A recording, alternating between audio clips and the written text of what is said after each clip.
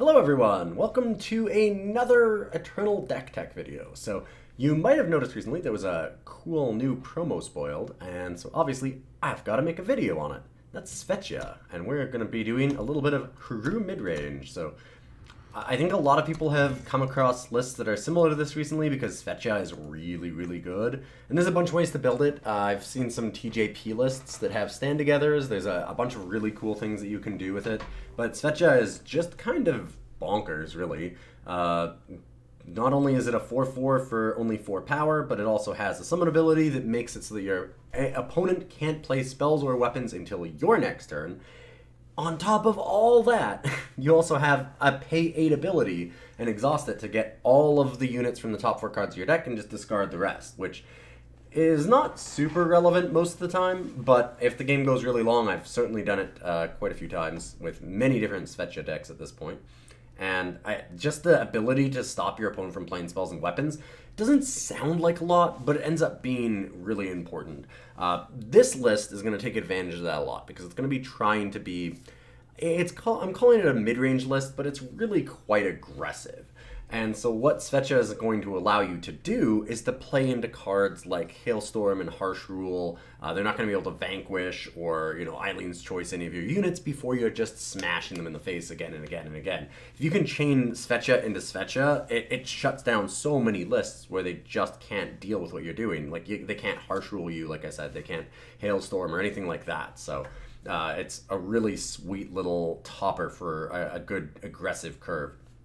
So with that in mind, the rest of the deck is a bunch of, mildly aggressive Hooru cards. So we've got things like Kothon, we have Hooru Pacifier, Unseen Commando, Valkyrie Enforcer, Shelterwing Rider, and of course the upgraded Jotun Feastcaller as all of our units. So we're just trying to curve out, get a Kothon early, and then kind of lead it into a lot of kind of annoying and hard to deal with, like flyers. Hooru Pacifier, obviously shutting down weapons is pretty nice. And then the fact that its stats are just super annoying to deal with. It doesn't die to Hailstorm. It doesn't die to Torch. It doesn't die to Vanquish. 3/4 is always a really good stat line. And then, flying and Overwhelm means that it's something that gets pumped by Unseen Commando. So it's got a lot of pluses. Unseen Commando, what kind of an introduction does Unseen Commando need? The card's just a fantastic card. Valkyrie Enforcer to silence units, Shelterwing Rider, same kind of thing, just a massive early beater, and of course, again, works with Unseen Commando. We've got our Svetya and our Jotun Feastcaller. To help get our Jotun Feastcaller off the ground, and just to keep pushing through pressure, we've got things like Finest Hour and Permafrost as removal. We can Lightning Strike attacking creatures.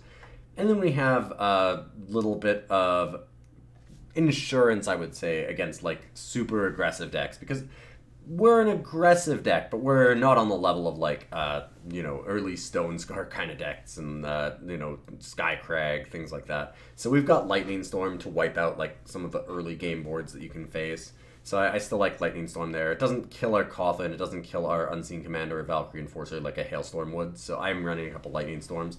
I could see putting in Lightning Strike and another Permafrost instead, but these are, or maybe some Vanquishes, but these have been pretty good for me. And I don't want to have too many more Permafrosts and Strikes because they're also narrow, so we're just kind of spreading out what we're doing. And then last but not least, we have some things just to make our draws a little bit more consistent, which is something that I probably put in every single Primal deck that I ever play, which is 4 Strategize and 4 Wisdom of Elders, because you just drawing those extra cards really smooths out your draws.